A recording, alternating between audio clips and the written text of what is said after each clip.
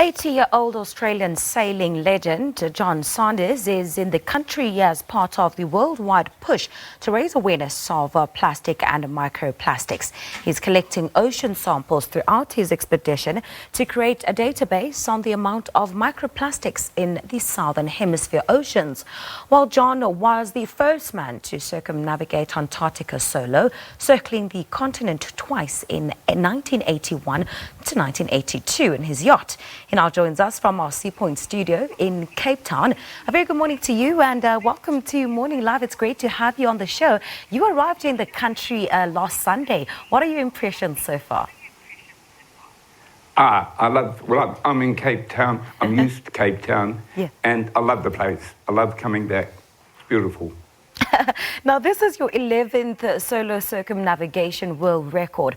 Won't you take us through the journey that you've traveled up to this far in raising plastic waste and microplastic awareness? I'm from Perth, Western Australia. From Cape Town, that is the other side of the Indian Ocean, almost exactly. From Perth, I sailed northwest, deliberately sailing in and going into tropical areas where there's least amount of shipping and other traffic. Most of the microplastics, nanoplastics and things sampled, they go to places which are obviously polluted. But I'm sailing through as far as possible, as much as I can, areas that are not. Once I got west of Mauritius, I sailed to Mauritius. From Mauritius to Cape Town is interesting because lots and lots of ships along there, so it'll be interesting to know what the samples are there where there's a busy shipping route. Most of my route is not a shipping route, last part was. And what have you made of the samples that you've seen throughout your travels?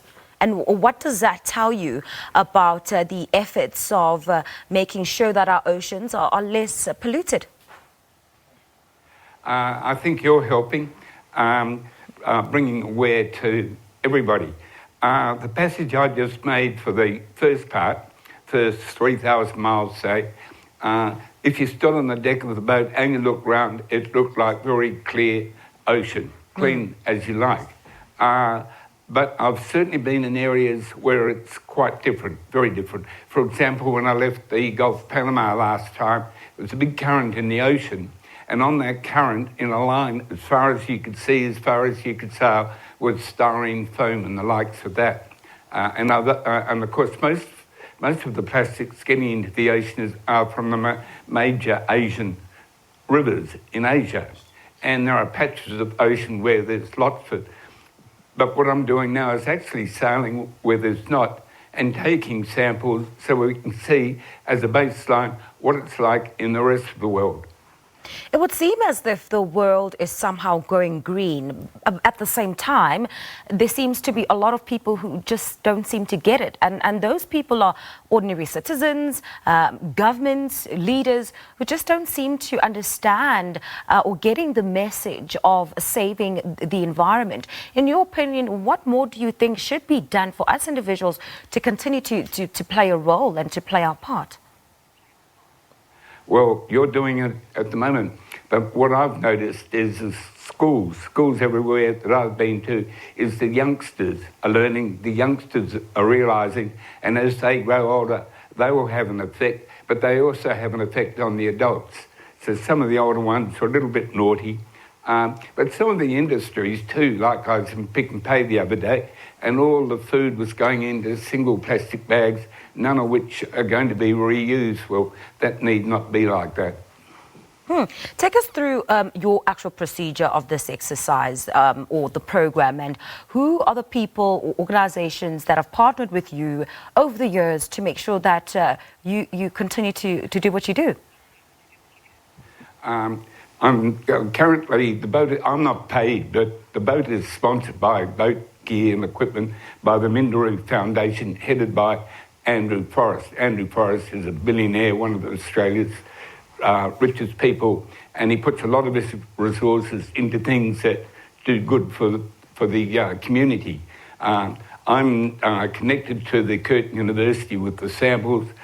We pump 100 litres, when I say we, me by myself, 100 litres of water into a filter machine. I take the filter out, and when I arrive in port, I send all those filters back home, and then that's examined by the university doctors and professors. Now, this is the 11th year that you'll be sailing. I mean, just take us through briefly some of the highlights that you've had over the years in the oceans. I mean, although on the one hand, what you do really is important work, but on the other hand, I'm pretty sure that you've learned some, very great personal lessons along the way. I've the 11th circumnavigation. Actually, the first long trip I ever made was from Western Australia to Cape Town, for the Cape Town to Rio de Janeiro yacht race. So I was a bit keen on yacht racing and keen to sail around the world as a record, but have always done a little bit for the university I'm attached to, the Curtin University, whatever they required. This time I thought, well, actually, when I did the 10th and the television asked me, are you going to go again? I thought, well, at my age, it sounds daft. No one will believe it. And I said, no, I wouldn't. Well, that was a mistake. So I've learnt one lesson. Never say never. So when I get back, they'll probably ask me, will you go again? And I'll say, well, it's very, very unlikely, but never say never. So this time, anyhow, when I did decide to go, I thought, well, I'll try to do something useful.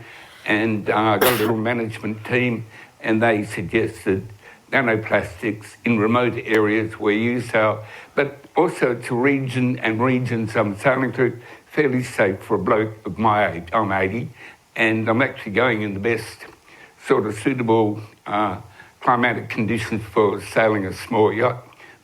Most difficult part of the voyage probably is between the South of Madagascar and Cape Town. That's rather notorious for all sorts of strange weather. I just heard on your news how you've had a storm in the middle of the country or part of the country now, which has affected people. Seriously sorry about that, but that's what we get on the ocean, especially around the bottom of South Africa. Sure. And John, my final question before I let you go, any plans to retire, and are there any protégés that have been working with you that could possibly take over the work once you perhaps walk away? Yeah, I've had a number of protégés, young ones. It would be very nice. It's quite simple to do it. There are yachts that go out and they sport no plastics in the ocean, and I say no plastics anywhere. Everything is plastic, but you've got to be able to make plastic so you can reuse it. I don't feel like retiring, but I guess as you get older, you're not as nimble as you once were. You're not as dexterous, meaning I can't move as fast as I can. But my boat's simplified so much so that it's really good for me. I don't want to retire, so if I'm fit and well and healthy, yes, I'd go again. But when I get back home and the television asks me, I'll probably say, very, very unlikely, but never say never. John, you young man, you. That's where we'll have to leave it for today. Thank you so much for your time. You're flattering. That was Jon Sanders, the yachtsman, talking to us about the hashtag No Plastic Waste voyage, which began from the docks in Western Australia on Sunday, the 3rd November last year, and is currently here in the country. I hope you're doing your bit to make sure that plastic does not land up in the ocean, and maybe just don't use plastic at all. That's certainly something that I've been trying to do, although it is difficult, and I think a lot of us are known for folding our plastic bags and putting them under the sink and reusing them over and over and over again. But we need to be a plastic-free country in order to save our oceans and all the animals that live in our oceans. That's where we'll leave it for the moment.